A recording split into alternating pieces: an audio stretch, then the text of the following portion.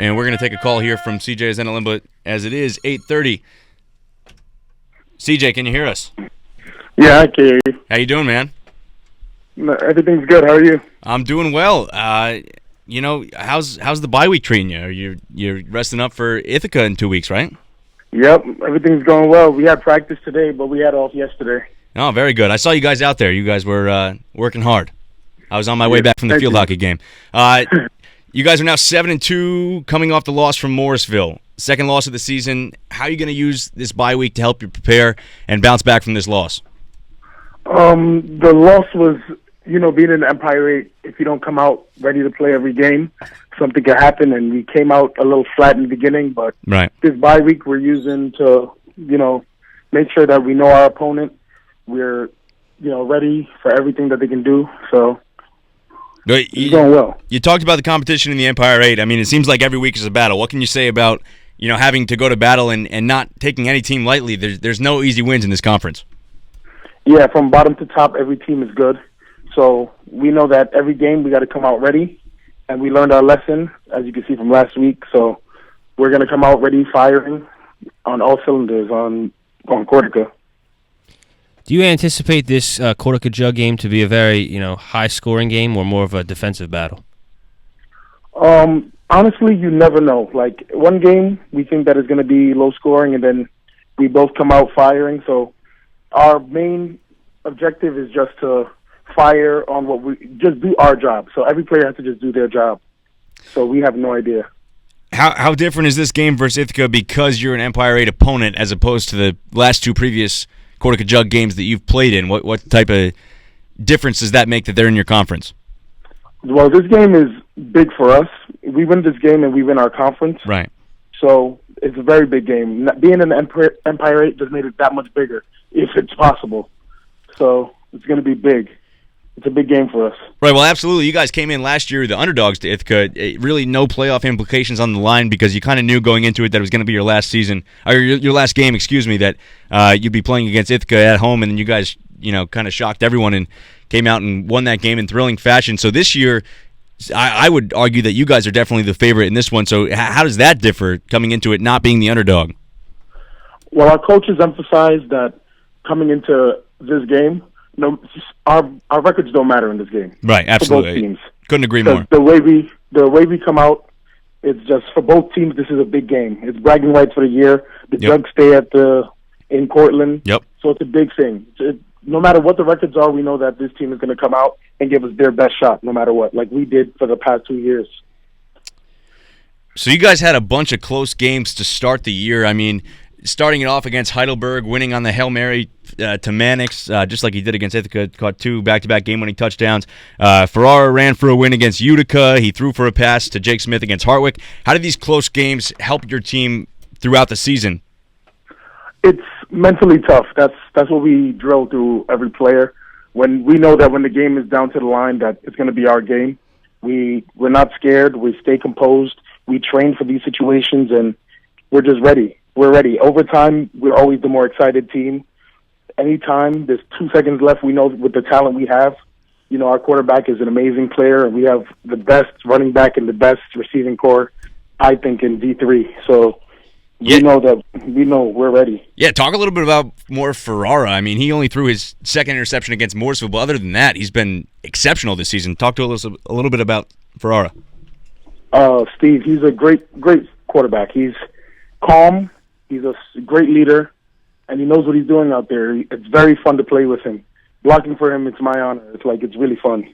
He just keeps everybody composed, and he does his thing out there. He loves what he does, and he does it well. Oh, absolutely. How did you come to end up playing for Cortland? Like, were you recruited by them, or you kind of just end up playing after you had been attended here? No, I was recruited by Cortland. I came here my freshman year. I knew that I came up here for my recruiting visit, and I fell in love with Cortland. Everything about it, the facilities, the coaches, everything about it. I fell in love, and I haven't been disappointed. CJ, I would make the argument that you are the most well-known person on campus. I know you have no idea probably who I am, but we met at orientation, and I definitely remember who you are. Tell me about that.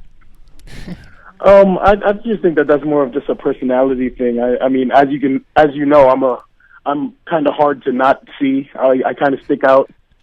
I'm a pretty big guy, but like I like to be a person that people can approach. So, I always have a big smile on. I'm excited to be around this place. I love Cortland. Yeah, I can attest to that. So we had Mark Del Prete on the show last week, and he said that you are the funniest guy on the football team. Do you care to comment on that? No, Mark is just doing that. He's just trying to make some jokes. We have some pretty funny guys on the team. We all just have fun. We love, especially winning, we all have a lot of fun playing football. I'm sure we had Stephen Ferrara on 2 weeks ago, and he talked about how close-knit of a family you guys are, and he said that's what he fell in love with on his recruiting visit, just to see the Cortland family and the atmosphere and how close-knit you guys are. Yeah, we're all, it's a brotherhood, every single one of us. Even from the freshmen up to the seniors, everybody loves each other equally. We always have each other's backs throughout, if it's in school or even, anytime we're hanging out, we always have each other's backs. And that's what makes us so much of a better team than in the past. We realize that we have to stick together, and it's been working. Especially going into a big game against the Corsica Jug game. Do you have any pregame rituals that you do before your games? I mean, like regularly? Well, yeah, I'm big on music. I love to blast my music, get hyped up. Every game I do the same thing. Listen to some Future. I saw some Jumpman stuff on your social media. Yeah, Jumpman. I like that song. Future and Drake. I have to listen to those songs. I have the same playlist I got to listen to before I play. So I also saw while I was looking through the Jumpman video, but also you like to use ring chasers and things of that nature. Is that the ultimate goal for this team? Is chasing a ring? That's always the goal. We play to win, and it's a great journey. But when it comes down to it, when I'm sitting with these same guys 30 years from now, we want to talk about the journey that we took to get these championships. E8 is first, and it's right here. It's in front of us. We're in first place in our conference, and the ring is right in front of us. All we have to do is beat Ithaca, and we get these rings, and we're excited. It's absolutely yours for the taking. What was the point where you realized that this team is something special? Honestly, in spring ball. We went through spring ball, and it was a tough spring ball, but watching everybody work so hard, you can tell it was just different. Everybody just wanted it. So now, on a lighter note here, you have one reception this season. Now, it came on a deflected pass. Is that correct? On a deflection? Yeah. So after you got this reception, did you talk to Coach Mack and say, hey, I can catch the ball, throw some more passes my way? No, I know my job. All I know is that if there's any more deflected passes, and it ever touches my hand, I'm going for the touchdown. That's what I love to hear. That's good. You guys do such a good job spreading the ball around. Of course, you're one of the 13 receivers that have caught passes, but I think that definitely helps your team having so many weapons that Ferrara can drop back and find. Especially the three-headed attack of Wagner, Mannix, and Jake Smith. They've done such a good job all season. Yeah, we have freak athletes on our team.